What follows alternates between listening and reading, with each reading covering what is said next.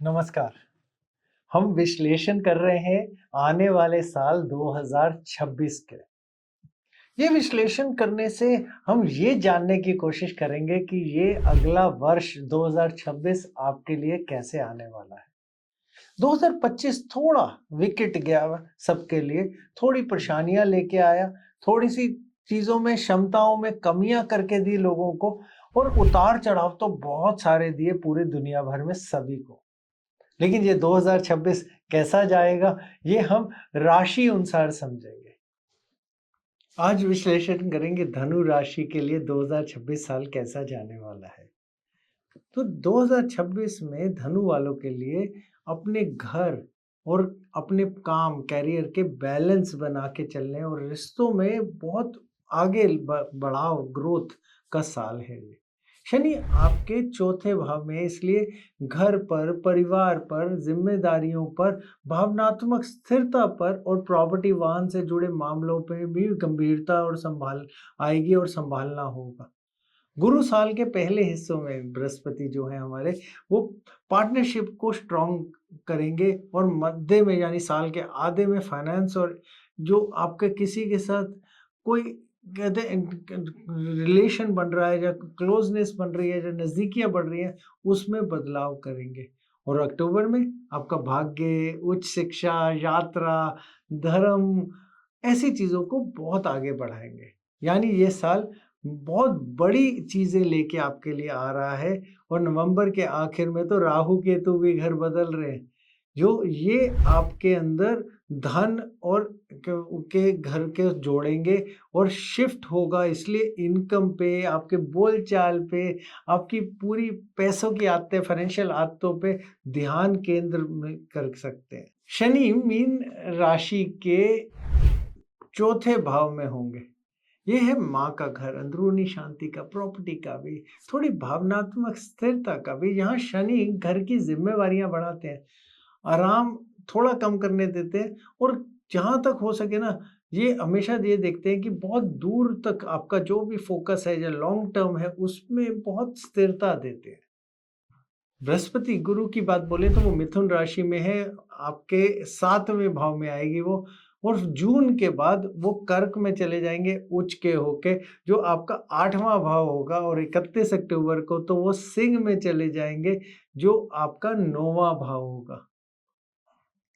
राहु और केतु की बात बोले तो 25 नवंबर तक राहु कुंभ में आपके तीसरे भाव में और केतु सिंह में आपके 9वें भाव में है। ये ना बहुत ज्यादा खुल के बात करवाते हैं, बहुत ज्यादा मार्केटिंग पे बात कराते हैं, बहुत साहस देते हैं, और बहुत सारा इधर उधर आने की शॉर्ट ट्रैवल जिसे हम कहते हैं, हमारी यात्राओं पे भी ध्यान देते हैं। और केतु जब 9वें में होते हैं ना, तो पुराने विश्वास जिस पे हमने कभी करे होते हैं ना, उनसे थोड़ा सा अलग कर देते हैं। लेकिन 25 नवंबर के बाद राहु मकर में चले जाएंगे, जो आपका दूसरा भाव है, और केतु कर्क में चले जाएंगे, जो आपका 8वां भाव है। ये है पैसों का, सेविंग का, प्रभावशाली वाणी का, मजबूत बहुत फोकस बना के रखने का, और इमोशनल कहीं ना कहीं डिटैचमेंट हो जानी, आप पूरी सोच दिमागी करेंगे, दिल से थोड़ा सा अलग हो जाएंगे। ये थोड़ा बदलाव का समय लाएगा। तो कैरियर और फाइनेंशियल बातें करें या आपके पैसों के अंदर की बात करें कि कैसा रहेगा, तो पहले चरण में जनवरी से मार्च तक पार्टनरशिप यानी किसी के साथ साझा काम करने और क्लाइंट यानी ग्राहक की ग्रोथ यानी बढ़ाव का रहेगा। गुरु 7वें भाव में है, इसलिए ये समय बहुत शानदार रहने वाला है। शादी की बातचीत, कमिटमेंट इस समय हो सकती है, बिजनेस पार्टनरशिप इस समय हो सकती है, क्लाइंट्स जो आपके हैं, जो ग्राहक हैं, उनकी ग्रोथ हो सकती है, नए कॉन्ट्रैक्ट हो सकते हैं। शनि चौथे भाव में बैठे हैं, घर में शांति बना के रखें, वरना फोकस टूटेगा अपने कार्य से। दूसरे चरण की बात बोले तो अप्रैल से जून तक रिश्तों में ना जो भी आपके प्रोग्रेस आएगी, फिर ना कोई ना कहीं एकदम कहीं ना कहीं शिफ्ट आएगा, आपके काम करने में कहीं ना कहीं बदलाव आएगा। जून की शुरुआत तक रिश्तों में पार्टनरशिप में सपोर्ट रहेगा। 2 जून के बाद गुरु जो बृहस्पति हैं वो 8वें भाव में चले जाएंगे। फोकस साझे पैसे पे, पार्टनरशिप पे हो जाएगा, टैक्स पे हो जाएगा, इंश्योरेंस के मामलों पे हो जाएगा। कहीं न कहीं किसी के साथ आपके नज़दीकी रिश्ते बनने लग जाएँगे। आपके विश्वास की बातें गहरी होने लग जाएँगी और आप देखिएगा कि फाइनेंस और इमोशनल की बातें को लेके थोड़ा-सा बदलाव आना शुरू हो जाएगा। तीसरे चरण की बात बोलें तो जुलाई से सितंबर तक ये है बदलाव का समय, बिल्कुल डिसिप्लिन बना के चलने का। ये है आपको अपने अंदर के बदलाव के ऊपर बहुत मजबूती लाने का। ये अगर हम बोले ना तो कि आपके कोई कर्ज़े हैं तो उसको उतारने का, कोई लॉन्ग टर्म इन्वेस्टमेंट यानी दूर तक के कहीं प निवेश करने की प्लानिंग करने का बहुत अच्छा समय है। कोई रिस्की सा कार्य करना या कोई रिस्की कार्य में पैसा लगाने का समय तो ये बिल्कुल नहीं है। करियर तभी सुधरेगा जब आप बिल्कुल कंसिस्टेंट यानी समय के साथ काम करेंगे। शनि की 10वीं दृष्टि ज़िम्मेदारी बढ़ाती है। चौथे चरण अक्टूबर से दिसंबर तक की बात बोले तो भाग्य खुलता है, पैसा केंद्र में आ जाता है, आपके पास आ जाता है। 31 अक्टूबर के बाद तो गुरु 9वें भाव में आ रहे हैं। यात्रा के लिए, उच्च शिक्षा के लिए, कोई बहुत अच्छे जो पुराने मैटर चल रहे हैं या कोई चीज़ चल रही है, उनके लिए, मदद के लिए, भाग्य में सुधार के लिए बहुत अच्छा समय। नवंबर के आखिर में राहु भी अपने घर बदलेंगे और दूसरे भाव में आ जाएँगे। ये पैसों के डिसीज़न लेने के लिए बहुत अच्छा समय है। वाणी, बातचीत बहुत आपकी शक्तिशाली हो जाएगी, समझदारी से बोलिएगा इसलिए। केतु 8वें में होंगे, बहुत ज़्यादा वैराग्य देते हैं, सब लोगों से दूर करना शुरू कर देते हैं, आपको इमोशनल मैच्योरिटी देते हैं, जो आप बच्चे होते हैं वो बड़ा बना देते हैं ये आपको।